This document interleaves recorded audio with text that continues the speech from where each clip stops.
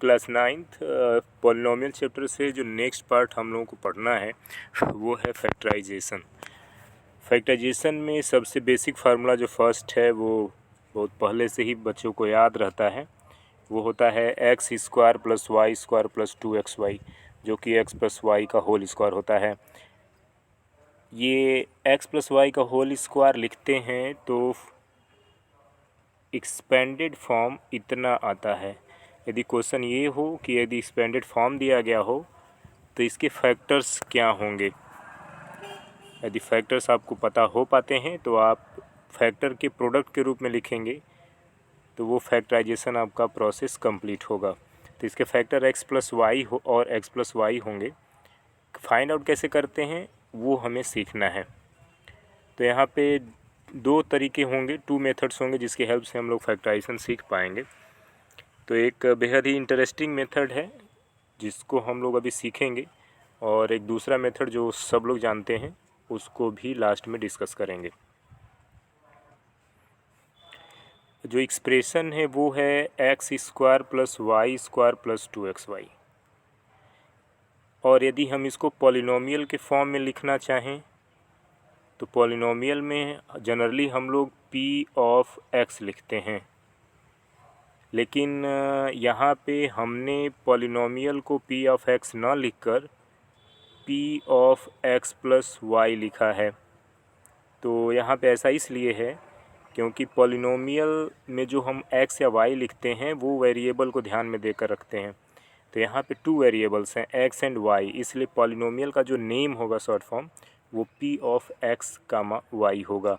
यदि 3 वेरिएबल्स होते, z भी यदि होता इसमें, तो हम लोग पॉलिनोमियल का name p x comma y कामा z लिखते।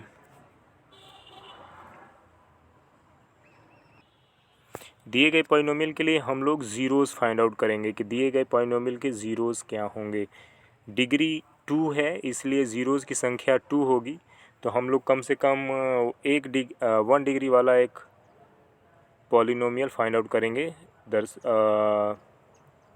तो इस तरीके से केवल हम एक भी ज़ीरोज़ फाइंड आउट हम लोग कर लेते हैं, तो दूसरा फैक्टर क्या होगा ज़ीरोज़ की हेल्प से पता कर पाते हैं।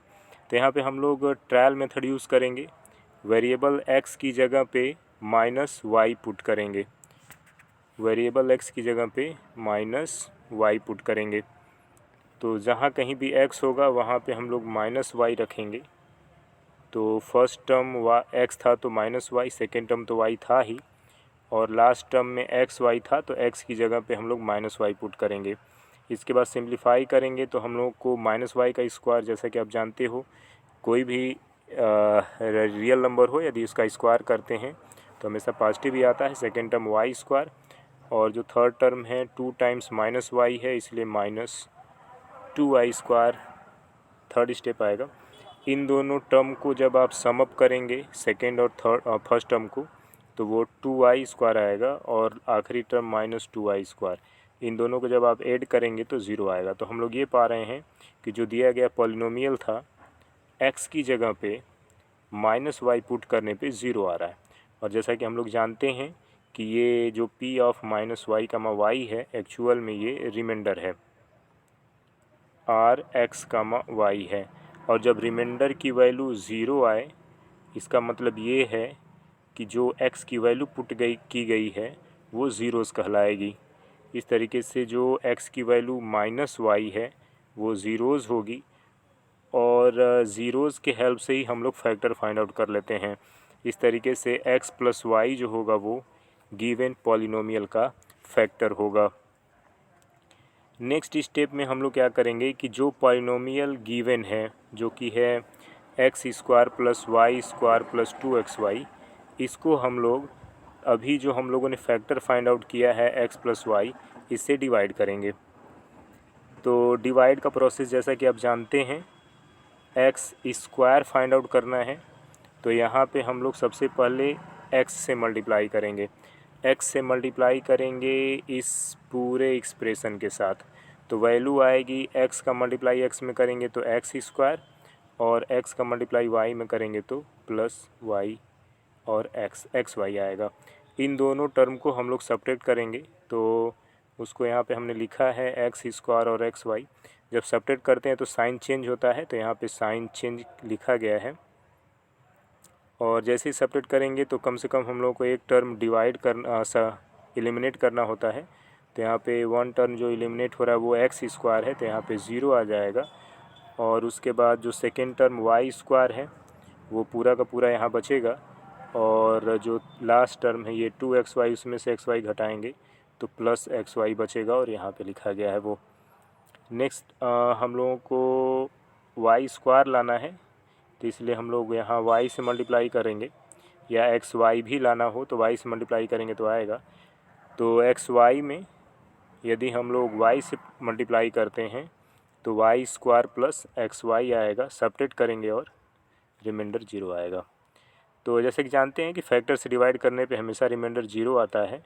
तो यहाँ पे जो हम लोगों ने सॉल्व किया वहाँ से ये पाया कि जो q ऑफ x है, q ऑफ x मतलब जो क्वोशिएंट आया है वो x प्लस वाई है, और जो g ऑफ x y है, जो पॉलिनोमियल जिसे हम लोग डिवाइड कर रहे हैं वो भी x y है। यहाँ पे रिमाइंडर दोनों केस में 0 आ रहा है, तो 0 वैल्यू रखकर इस तरीके से हम लोग पा रहे हैं कि ये जो एक्सप्रेशन था x square plus y square plus 2xy, इसके दो फैक्टर होंगे x प्लस वाई और x प्लस वाई। तो ये एक तरीका है जिसके हेल्प से हम लोग प्रूव कर पाते हैं। ये ट्रायल मेथड है। ऐसे बहुत से क्वेश्चन मिलेंगे आपको जो डिफ़िकल्ट समझ में आएंगे, जो किसी मेथड से नहीं बन पाएंगे, तो उसमें ये ट्रायल मेथड ही यूज़ करना होता है।